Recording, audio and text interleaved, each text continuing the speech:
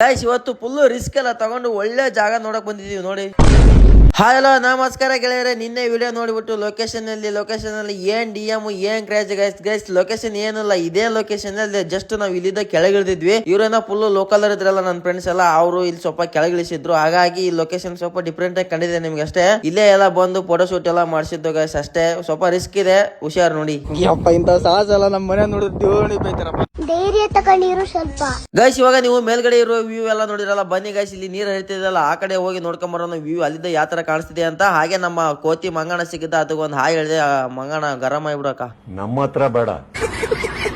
ಇದು ಈ ತರ ಔಟ್ಲುಕಿಂಗ್ ಎಲ್ಲ ಕಾಣುತ್ತೆ. ನಾನು ನನ್ನ ಫ್ರೆಂಡ್ಸ್ ಎಲ್ಲ ಹತ್ಕೊಂಡು ಹೋಗ್ತಾ ಇದೀವಿ ಗೈಸ್. ಇಲ್ಲಿಂದ 2 ಕಿಲೋಮೀಟರ್ ಏನೋ ಇದೆ, ಹೋಗ್ತಾ ಇದೀವಿ. ಹೋಗೋ ದಾರಿಲಿ ಅಂತ ದಾರಿ ಒಳ್ಳೆ ಸಖತ್ತಾಗಿದೆ, ಪೀಸ್ಫುಲ್ ಆಗಿತ್ತು ಗೈಸ್. ಹೋಗಿ ನೋಡ್ತೀವಿ ಗೈಸ್, ಇನ್ನೂ ಪೀಸ್ಫುಲ್ ಹೋಗೋಣ, ಸ್ವರ್ಗ ತರ ಇತ್ತು ಗೈಸ್. ಒಂಥರ ಯಾವ ತರ ಅಂದ್ರೆ ಅಲ್ಲಿ ಕದ ತಟ್ಟನ ಅಂದ್ರೆ ಆ ಹೃದಯಕ್ಕೆ ಕದನೇ ಇಲ್ಲ.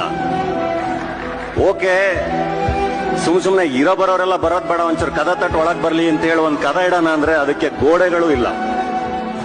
ಅದು ಬಯಲು ಆಲಯ, ಅದು ಬರೀ ಪ್ರೀತಿ ಸ್ನೇಹ ತುಂಬಿರುವಂತ, ಗಾಳಿನೇ ತುಂಬಿರುವಂತ ಒಂದು open ground guys, full peaceful. ಮತ್ತೆ ಅಲ್ಲಿಂದ ಒಂದು ದೇವಸ್ಥಾನಕ್ಕೆ ಕರ್ಕೊಂಡು ಹೋದ್ರು. ಅದನ್ನೆಲ್ಲ ನೋಡ್ಕೊಂಡು ಅಲ್ಲಿಂದ ಸೀದಾ ಮತ್ತೆ ಸೊಂಡೂರು ಕಡೆ ಹೊಟ್ಟು ಸೊಂಡೂರಿಗೆ ಬಂದು ಒಂದು ಚೆನ್ನಾಗಿ ಒಂದು ಟೀ ಎಲ್ಲ ಕುಡ್ಕೊಂಡು ಮತ್ತೆ ರೂಮ್ ಕಡೆ ಬಂದ್ವಿ. ಇಲ್ಲಿ ಏನೋ ಮ್ಯೂಸಿಕ್ ಐಟಮ್ಸ್ ಇದು ಗುರು, ಹೆಸರು ಗೊತ್ತಿಲ್ಲ. ಹಾಡು ಹೇಳಬೇಕಮ್ಮ, ಯಾರು ಹಾಡು ಹೇಳ.